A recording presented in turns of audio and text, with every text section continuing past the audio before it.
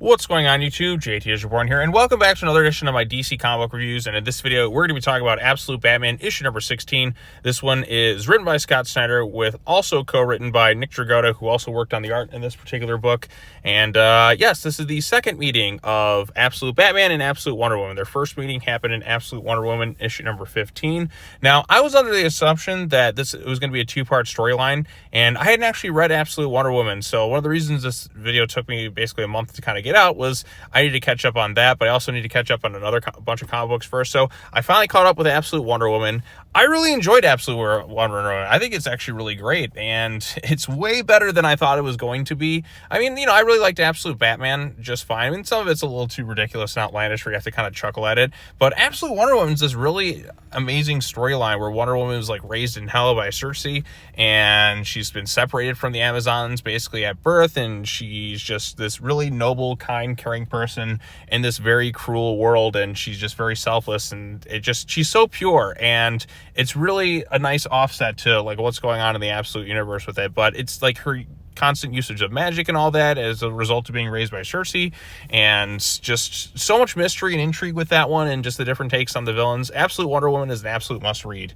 Now that I got that out of the way, so issue 15 of that was basically them just kind of meeting, and then because they were kind of forced to do some sort of team up, but they got along just fine, and that was that. And this is a totally, basically in that issue 2, Wonder Woman gave Batman a artifact that allows him to summon her basically 3 times. He used it in the last issue to kind of break free of her influence from being kind of mind controlled by some sort of magic stuff, and now he's using it again because he read up on some potential like Greek artifacts that might be able to help Waylon Jones, because the longer he's transformed, the more monstrous he becomes, and he's losing that grip on humanity. So they have to go into the underworld, basically fight some like giant monster thing and get some sort of like artifact to potentially like help Waylon perhaps even transform back into human, or at least calm him and make him like less crazy in that way. So we also get to meet the Absolute universe version of Lucius Fox, who like works at the construction company. So he's not exactly the tech genius like he was before, and he's just kind of like Bruce's boss in the Absolute world. So I thought that was kind of neat. We see Bruce there. He's trying to bring things to help his friends, but they have a lot of anger and resentment towards him over the whole Bane fiasco. Like, because he was Batman, it made them a target, and this life has just driven them to this point. And he really does care about his friends, but it's clear they're going to turn into full-blown villains of resentment towards them. And it's not something that they actively tried to do. It's just because Absolute Bane was just so evil and all that other stuff. It really sucked for him. So you feel the sadness there, and you feel him kind of moping that. But anyways, he's off doing his thing. He investigates some artifacts. He's like, maybe these like monsters that can turn back into humans, perhaps if I use this artifact to summon Diana, she could help me figure out a way to maybe help them. And she senses the urgency, and they go into this place. It's kind of 2 weeks walking through. I guess it's the world between worlds, like between Earth and Hell. And it's gonna be a 2-week journey, but time functions differently there compared to the rest of the world.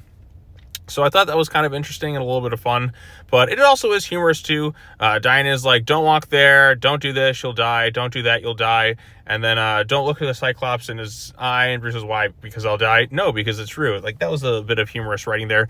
Eventually, they do come across the thing they have to fight. But there's also a moment, too, where Bruce is kind of sound asleep, and Diana gives him something, and then puts, like, these, like, the coins over his eyes, which is kind of, in the mythology of that, it's allowing you to kind of pass the river Styx and, like, into death. It's like you're to pay the whatever you call it. I don't know if it's a Grim Reaper. I forget the name off the top of my head, to kind of to transport through. It's like safe haven passage, but kind of in doing so in this realm, he's able to confront his father again, and you get the sailboat thing that we had brought all the way back in prior issues, and the way his dad was to him. I don't know. It was a nice, sweet reunion. Then he wakes up, but he's still kind of dealing with a lot of things.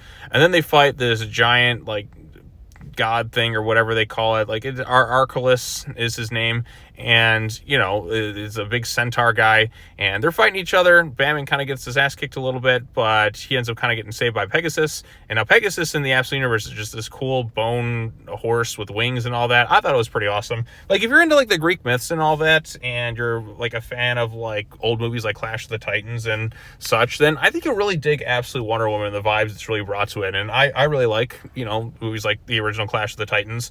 And, you know, you have things like Jason the Argonauts and all that too. So, like, that kind of vibes just being incorporated into Wonder Woman. I don't know, it felt really cool and all that. So, having then incorporated that with the Absolute Batman, he ends up getting stabbed at one point. Diana kind of takes this thing down, and they end up back, she kind of carries him back, but he's still kind of clinging to, like, having trouble letting go of his father.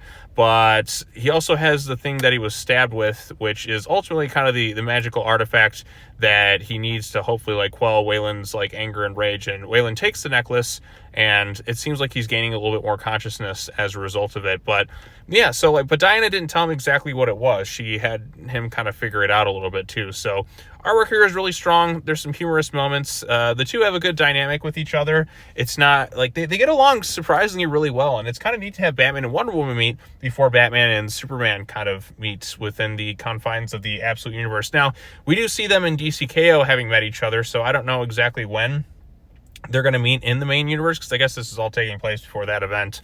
But I do think they get along pretty well, and you do see, like, I guess in the prior issue with the Absolute Wonder Woman tie-in, how they're kind of discovering more of these metas and everything, and maybe they should start kind of like gathering and like getting together and all that too. But all things considered, I thought Absolute Batman issue number 16 was really solid from start to finish. Having just read all of Absolute Wonder Woman, at least up to like issue 15, I think issue 16 that's out, I'll have to check that out.